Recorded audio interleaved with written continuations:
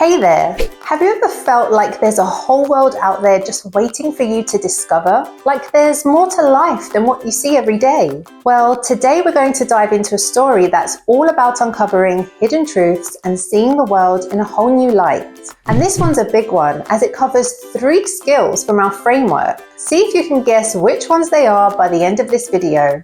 Get ready to journey into the depths of an ancient Greek cave and emerge with the wisdom of one of history's greatest thinkers, Plato. Let's explore the allegory of the cave and see how it can light up your life right now.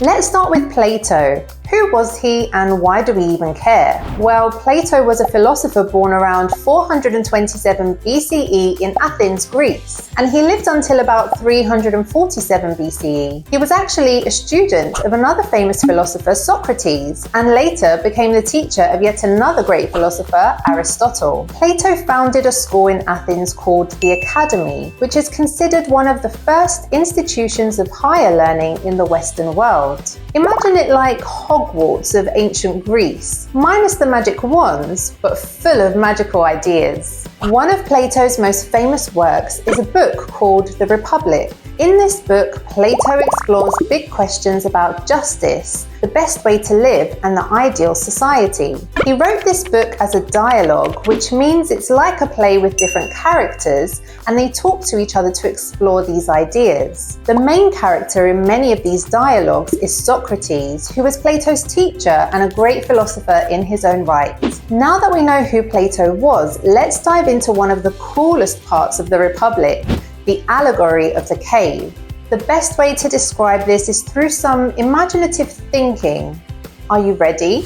Imagine you're sitting in a dark cave with your friends and you've been there your whole life. All you can see are shadows on the wall because you're chained in such a way that you can't turn around. These shadows are made by objects behind you, but you don't know that. To you, the shadows are the only reality. You then start playing a game with your friends. It's called Who Can Name the Objects First? And guess what? You're really good at this. Your friends are secretly jealous and wish they had your speed. However, one day, a wise person enters and breaks your chains. They tell you, and only you, that you must leave the cave and go outside. At first, you hate the idea because the sunlight is so strong and, well, you're used to the dark. Your friends tell you not to go because you're really good at the game, but something brave inside you makes you want to try. You then leave the cave. At first, the sunlight is blinding, but as your eyes adjust, you see the world in all its vibrant colors and details. You realize the shadows in the cave are just a tiny part of what's real. You enjoy the smell of the grass, the feel of cold water from the stream, and wonderful sounds of the birds. Basically, you feel free, but something is up. You realize this amazing garden is no fun without your friends. Excited, you rush back to the cave to tell your friends. But guess what? They don't believe you. They think the shadows are all there is because that's all they've ever known. You even have a go at the game you used to win, but as you are now used to the sun and not the dark, you fail miserably. Your friends laugh at you. You used to be amazing, but now you can't even name one shape. They say there's no way they will go outside and become terrible at the game. You kindly tell them this game is pointless. There is a real world out there where we can run, dance, play, and be one with nature. They don't listen. So what do? In the story, Socrates is the one who helps us understand this allegory. He used questions and discussions to help people see beyond their limited beliefs, just like the person who escapes the cave. Socrates believed that questioning and seeking knowledge leads us to greater truths, and most importantly, when we learn the truth about something, we have the decision of whether to share it with others or not. Socrates states that we all have a duty to find and share the truth with others in order to live in a fair and just society. If we do this, we would become guardians, which are sort of like justice superheroes. What do you think? So how does this relate to our everyday lives? Think about school. Imagine you always thought maths was boring because all you ever did was simple addition problems. But then a teacher showed you how maths can help you understand cool things like video game design or space travel. Suddenly maths isn't just numbers, it's a tool for adventure. Or consider friendships. Maybe you've always hung out with the same group of friends who you think are quite mean to others. You know it's wrong, but don't have the courage to tell them yet. Well, using the allegory of the cave, those friends would be like the people chained up in the cave. They are mean to others because they live in the darkness of the cave.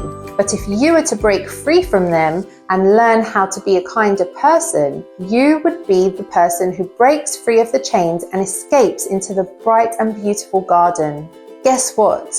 You are now happier, you have more friends, and life is great. What should you do now? Carry on, or go back into the darkness of the cave and try to educate your old friends? Here's a little hint. Socrates would want you to go back and help the others step out of the cave and into the light.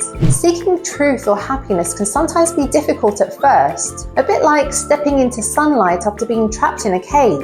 But once you show courage and overcome the initial fear, you then gain access to a world that is kinder, fairer, and more fun. Some people believe that the darkness of the cave represents the bad side of a person's character, like being cruel, jealous, and untruthful. And being in the sun is believed to be where we show kindness, courage, love, and friendship. It's also where we feel and earn respect for who we are as people. So whenever you're experiencing an emotion and about to take a particular action, you can ask yourself, am I in a cave or in the garden?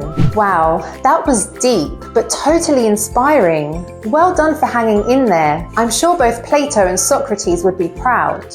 Let's check out our real-life task to finish up the lesson. This week, try to step out of your own cave.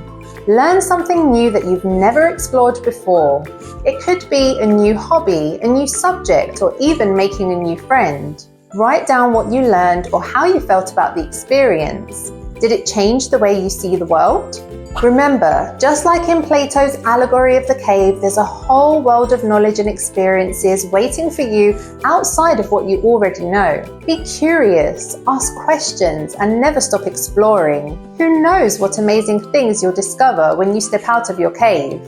Oh yes, I almost forgot. Did you guess what 3 skills from our framework this lesson covers? Well, they are skills number 1, growth mindset, skill number 11, leadership, and skill number 12, self-awareness.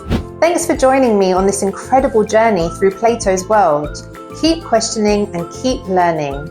See you next time.